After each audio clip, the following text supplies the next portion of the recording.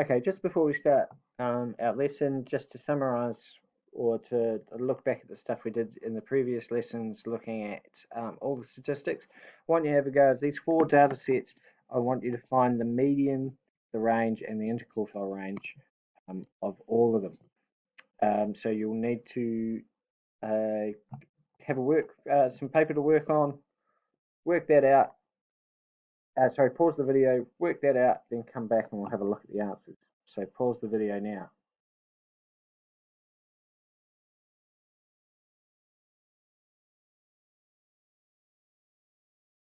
Okay, so hopefully you have a good crack at answering those questions. Let's see how you did. So there they are. So we've got our four data sets at the top and all the statistics. Now, these are called the 7 statistics that you'll need to do some assessments coming up. So it's looking, and generally I'd set them out in this way, that if you do the max and the minimum first, because once you've got them in order, from smallest to largest, finding the maximum and the minimum is really simple. And then from that point, then working out the range, you can just go 39 take away 23 to get 16, and so on.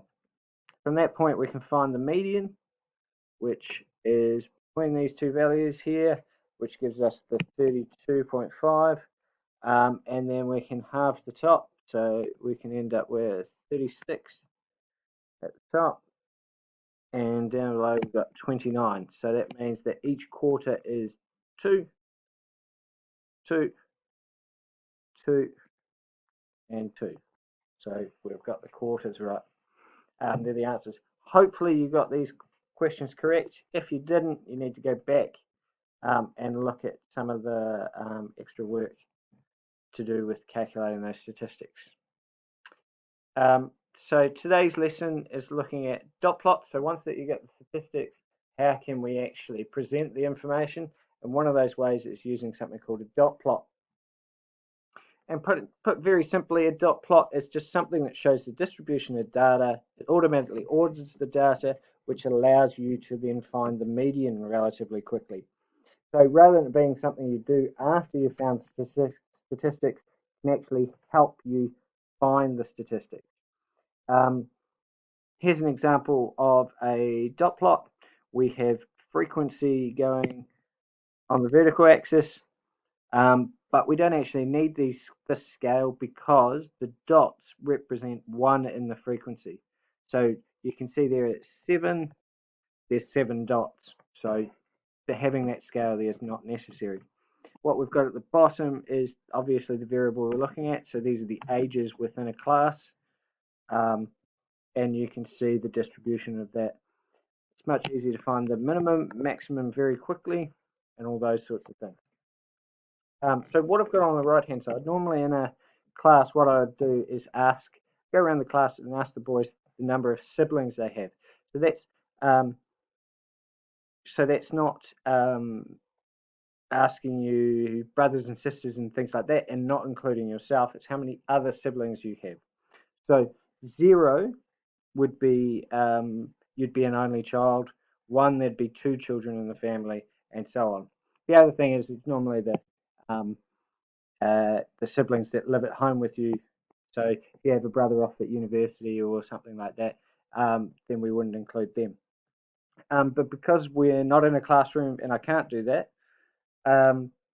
I've made a recording of the numbers, because what I want to illustrate is how quickly and easy it is to sort your data from the raw sense of people giving it to you into a chart where it's already ordered. So let's see how we go.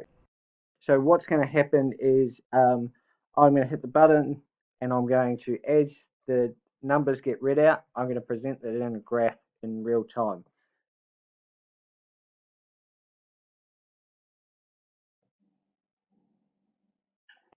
One, two, 0, 3, 2, 1, 2, 2, 2, 4, 0, 0. So you can see that by getting those numbers that were coming out relatively quickly, in one go, I've now have a graph that's got an axis which explains what each of the groupings are. It's automatically put in order from lowest to highest.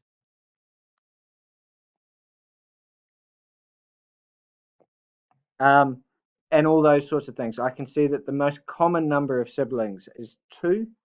The least common is 3 or 4 plus. And that was relatively quick.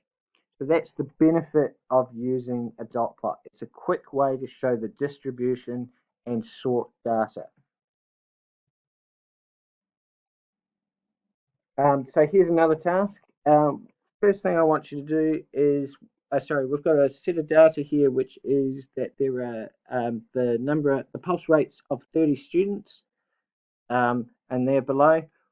What I want you to do is copy the scale into your book and then present that as a dot plot.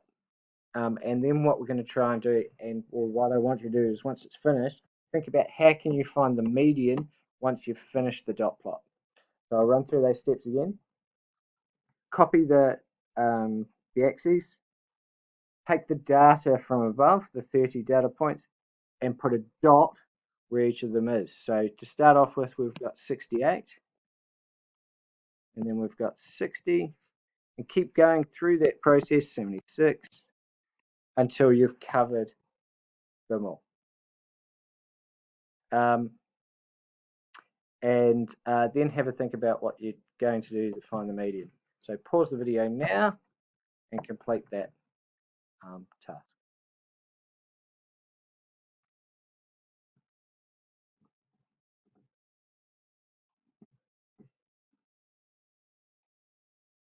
Okay, so hopefully you've got your graph all sorted, and hopefully it looks something like this.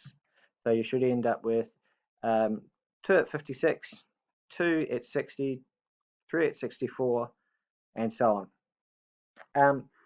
So what do we notice about the graph? We can see that the most popular or the most common pulse rate with 1, 2, 3, 4, 5, 6 students is 68. So we could say that that's the mode. We can work out quite quickly that this is the maximum and 56 is the minimum. The other thing that's interesting is that we're not getting any values for 57 or between these values. We're not getting 57, 58, 59, 61, and so on. I wonder why that is. And while you think about that, think about the method that they did to collect the pulse rate. So why is it that they're in multiples of 4? Okay, hopefully you could see the connection that how the information was collected was that it was you measure your pulse for 15 seconds and you times it by 4. So what we end up with is this is actually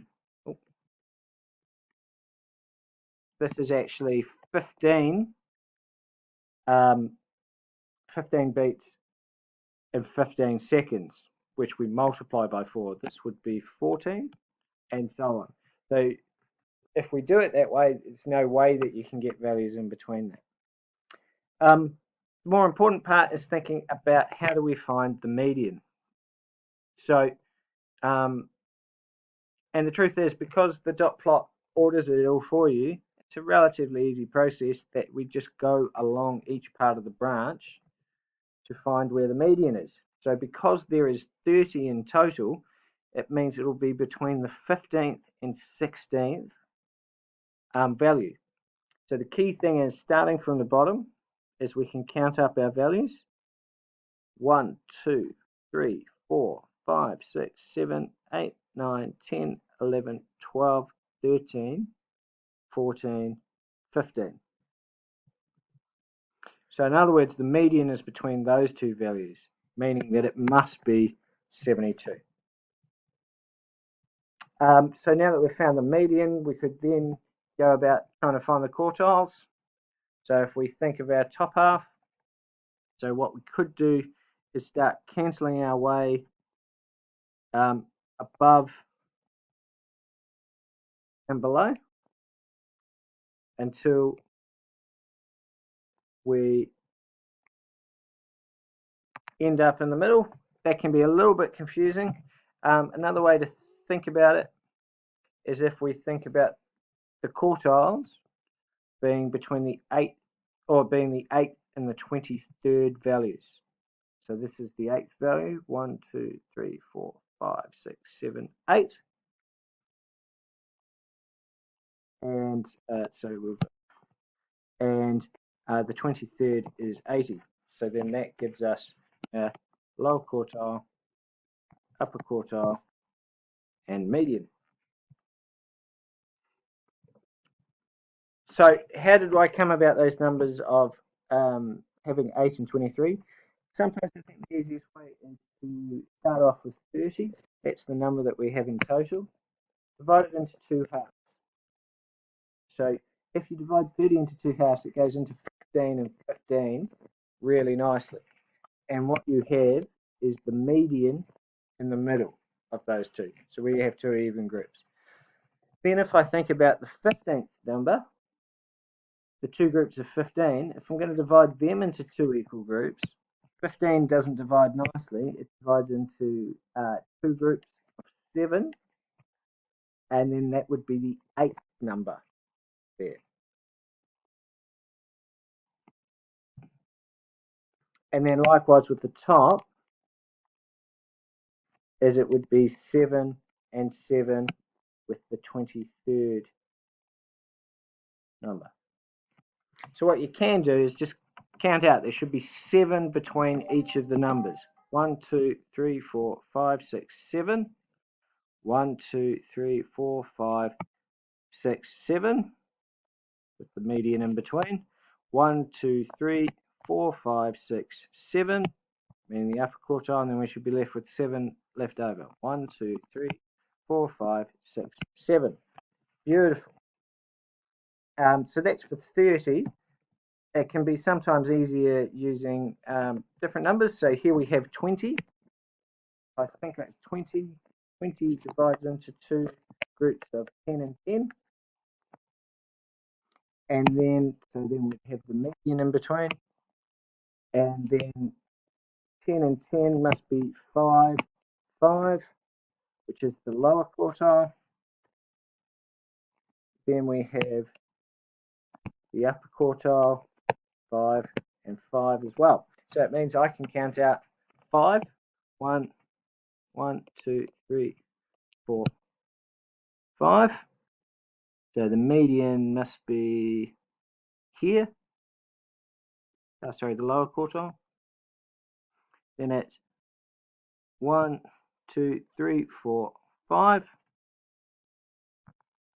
So then I've got the median. 1, 2, 3, 4, 5. Upper quartile. 1, 2, 3, 4, 5. So therefore, I have it. So 21 divides, we actually have a median. And then we have 10 and 10. So that would be the 11th value. Then, because we've got the 10 again, it'd be 5 and 5, 5 and 5. So it was 1, 2, 3, 4, 5, meaning the lower quartile. 1, 2, 3, 4, 5. And then the 11th would be the median. 1, 2, 3, 4, 5. Median's halfway, upper quartile's halfway between there. And 1, 2, 3, 4, 5. So that works. Looking at 22. 22. So 22 divides into 11 and 11. Now 11 divides into 5, then the lower quartile, and another 5, and then you've got the median between the two values. Then you've got 5, the upper quartile, and 5. So 1, 2, 3, 4, 5. And that's the lower quartile. 1, 2, 3, 4, 5. Oh, sorry. 1, 2, 3, 4, 5. That's the median. 1, 2, 3, 4, 5. That's the upper quartile. And then we've got our other values. So thinking about breaking them into numbers, worst case scenario, you can always just cancel like we did when they were in a list as well. Oh, there is 23 as well. So 23. So you still get your 11 and your 11, but we've got a median this time. Then we've got 5, lower quartile. Then 5, 5, 5, upper quartile. So the median and the quartiles are actual numbers this time. So 1, 2, 3, 4, 5. So that's the lower quartile. 1, 2, 3, 4, 5. That's the median. 1, 2, 3, 4, 5. That's the upper quartile.